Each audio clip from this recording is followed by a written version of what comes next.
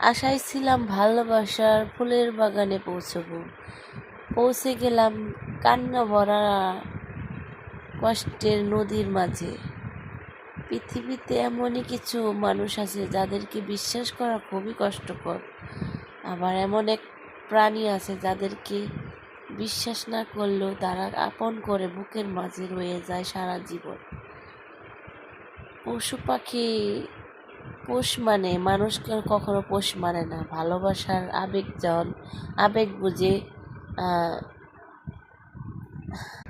ভালোবাসায় ভরা আমার এই বুকের মাঝে নদী কান্নায় ভেসে গেল চোখের পানি দিয়ে, আর কষ্টের সাগরের নদী। এখন আছি শুধু এটাকে নিয়ে বেঁচে আমি।